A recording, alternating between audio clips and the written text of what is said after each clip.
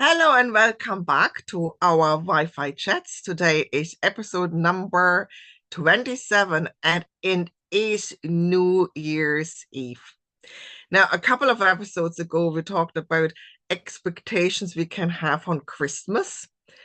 And I think New Year's Eve sometimes brings the expectations we have to a complete new level because it's the expectations we are building about a whole year, the next 12 months.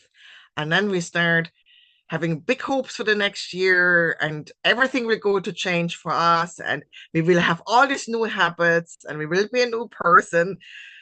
And then January comes and about 3 weeks in, it's like old routine, the big old.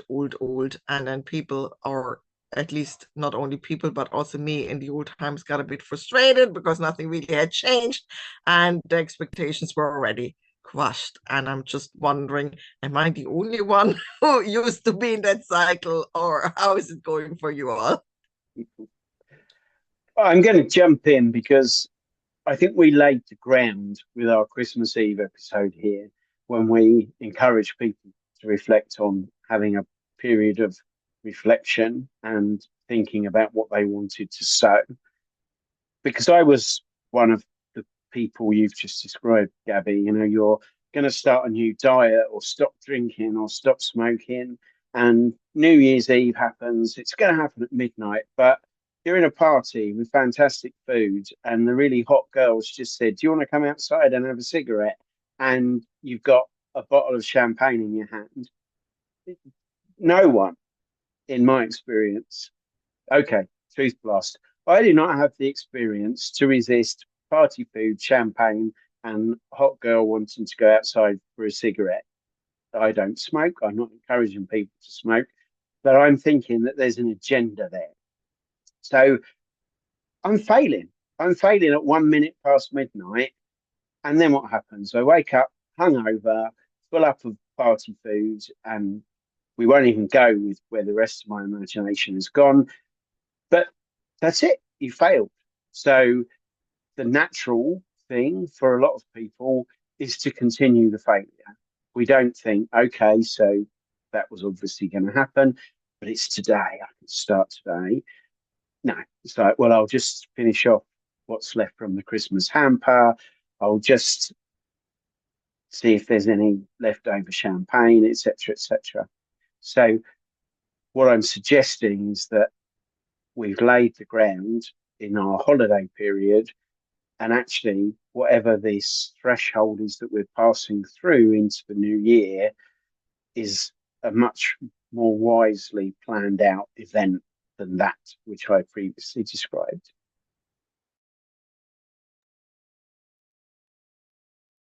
I feel that we can't really pass through that threshold carrying like what was not working like from before. And I know that I'm guilty, or better said, I was guilty of this before, like putting up like New Year's resolutions, having this ideal self in the new year, like for example, making the year 2000 best year of my life, as you were saying. But um unless we really commit to the process and have like a firm decision, it's just something very idealized, and we will be carrying like once like the magic of the moment of those metaphorical threshold like that we pass through goes away. We revert back to the old habits, and it takes time for new habits to be instilled, and it takes commitment.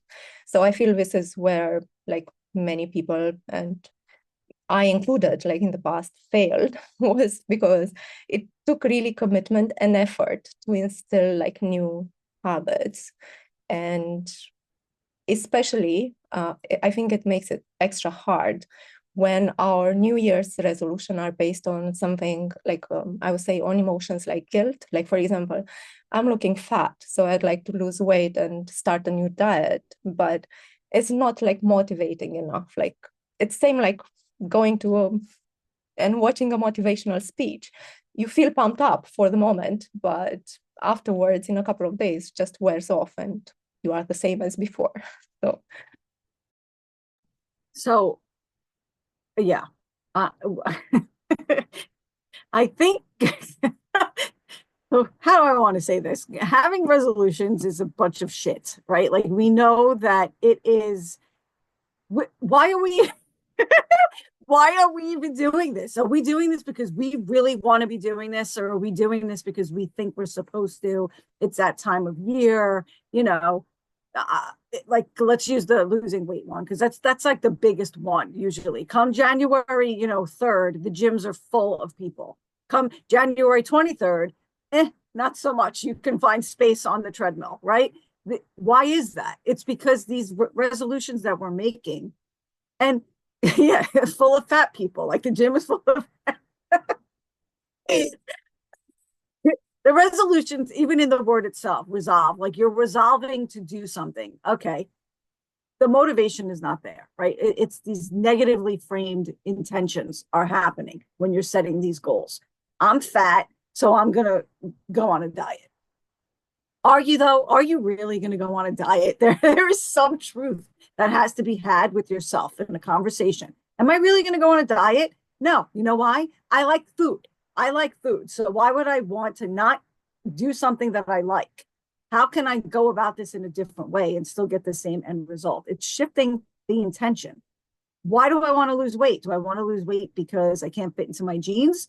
Yeah, but is the bigger motivation, I want to lose weight so that I can live a healthier, longer life, to be around, to experience my son, creating his own family, possibly. Like, the motivation behind why we're doing things, I think is what needs to shift. Not the things that we're aspiring to do, but the real reason why.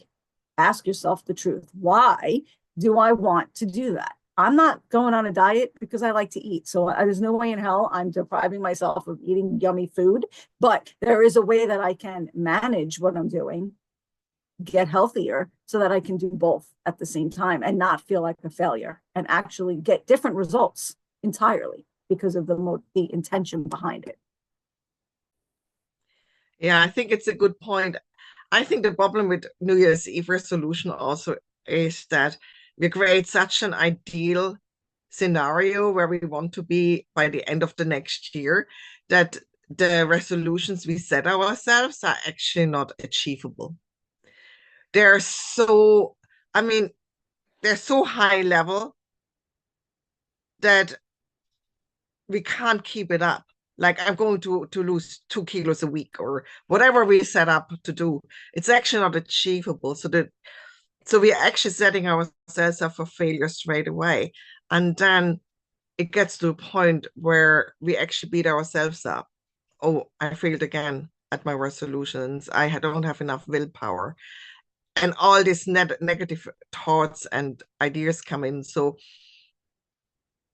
what usually happens when you have friends after 10 years of saying, I'm doing this and this resolution, at some point comes, I don't do resolutions anymore. What's the point? I fail anyway. And I think the goals are very superficial in a way. Like, I set a goal to lose weight, or I set a goal to run every day 5 kilometers. And when I'm fitter, then I will be happier. And then I will have more friends, or whatever it is, rather than go, what is actually realistic? How will I need to be to actually be happier? And if I'm happy, I may eat less because I don't feel so lonely, because I made friends in the first place. So I think we often with the resolutions go the wrong way around. And that's why they're not happening as well. I think you've both hit the nail on the head, which is when we're thinking about resolutions as a threshold, they have to be planned out. They have to be wise, and it has to be a movement from that uh, current state to the ideal or desired state. And that will only come with well-formed outcomes, like wanting to live a healthier life, like wanting to be able to run a certain distance, maybe in memory of a person, or uh, so that you don't become the person that is in people's memory. And ultimately, we've spent some time reflecting on the past. We've decided what our ideal is. And now we need that well-formed outcome. We need to know what we're going towards, why we're going towards it, and we need to give ourselves healthy, reasonable, realistic goals. I feel it also requires, and like 100% agree with what you are saying, but also as an add-on, to truly connect with that version of us that we want to become and really embody it, like not, and like being consistent as well about it, right? Rather than just being something like highly like in our mind or high level, as Gabi was saying, like having this vision, but not having like a clear path on how to get there.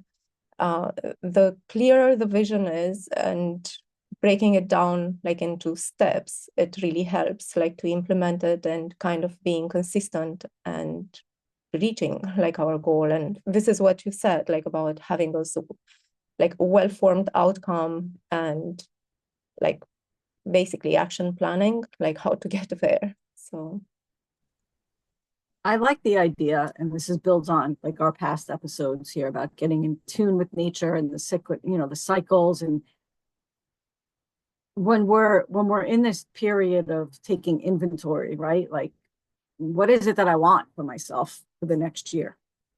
Physically, emotionally, socially, all of the pillars, financially that we have going on for us.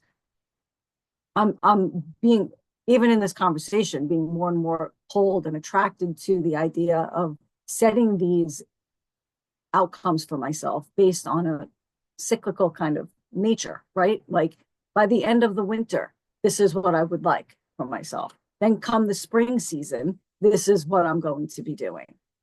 It just feels a little more manageable.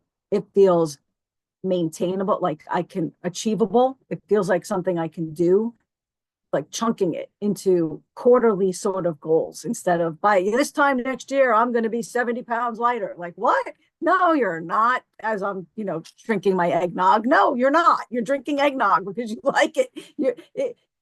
Let's get real, right? And let's be gentle with ourselves. Like, what's with all the pressure of having to do these massive things in a year's time, right? We've had X amount of years so far to get that, and we haven't done it. What makes you think the next 12 months is going to be just like that happening?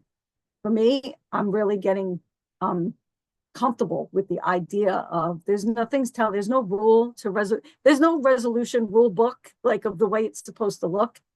I think I may go about it, changing my language, changing how I'm approaching it, and just taking inventory of what I think I would like for myself and why, getting real clear on the reasons why. What is my motivation for doing this? Am I trying to please somebody else, or is it really just for me that I'm doing this?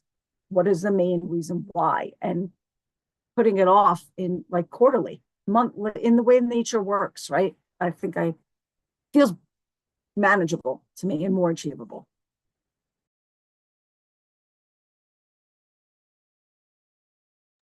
Yeah, I totally get what you're saying because it comes back of being realistic. What can be achieved in 12 months or where I actually can go in 12 months.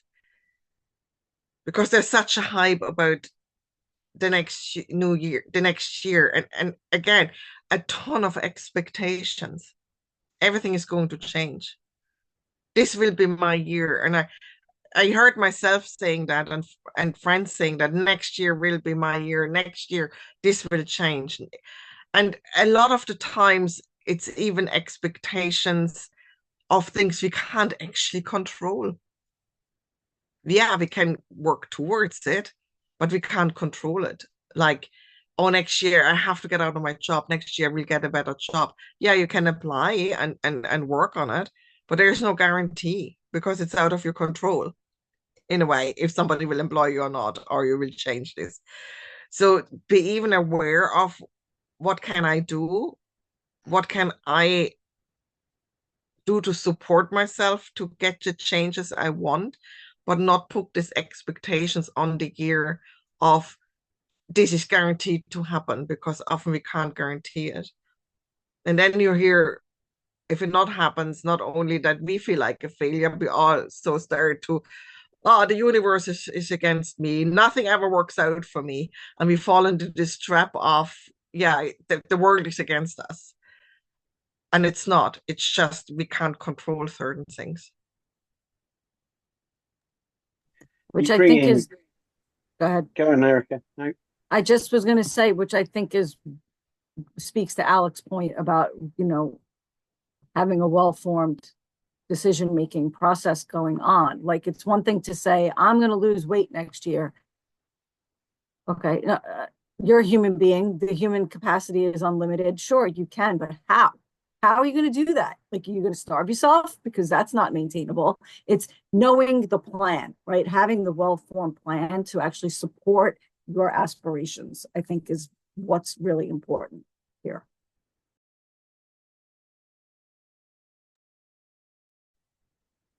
you almost read my mind. We have those intrinsic and extrinsic motivations. Some of them we can control, others we are less able to control. And we need balance and flexibility and plans for uncertainty, because we just agreed in the last episode that there is nothing more constant than change. And I guess that's why we were speaking about tapping into wisdom.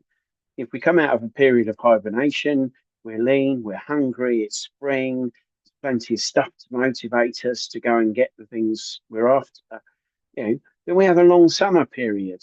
I'm talking metaphorically here, not in England. And, you've got time to make hay while the sun shines, and to maybe enjoy the fruits of what the first 3 months of your year brought to you. If you were looking to live a more healthy lifestyle, you're probably really enjoying the benefits of that by the time you reach the summer period. Then you get your autumn period, and we know that things change in autumn. The weather starts to change, things start to look inward again. We're thinking about where we made progress and what we've got to show for our harvest through that period. So all of these thresholds, all of these actions that go in line with resolutions have ways for us to reflect on whether it's working, if not, what needs to change. And I'm not suggesting that we all go and become tree huggers, although I will completely support you if that is what you decide to do. But actually recognizing that there is a season for each thing that we want to achieve. And that could also be, the stages, the years of life that we have and that we are in. So it's not just necessarily 1 year, but it could be the phase of an entire lifetime. So getting real, getting absolutely honest, as with so many of our other conversations, is at the core of this.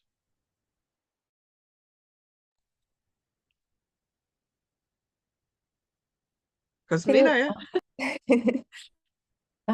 I feel like you touched on something very important, Alec, because sometimes like these resolutions are coming, like are in a way forced, rather than being completely honest and real, as you said, about ourselves and what is truly motivating us to make those changes.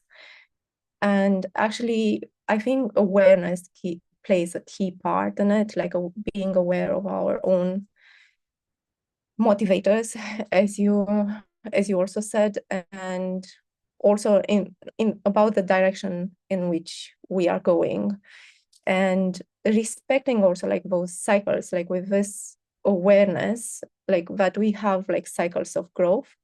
So we being real means also recognizing what we need to shed, and like maybe what we need to grow more like into. And I feel like having this foundation like is the right one in a sense, like to instill new habits and to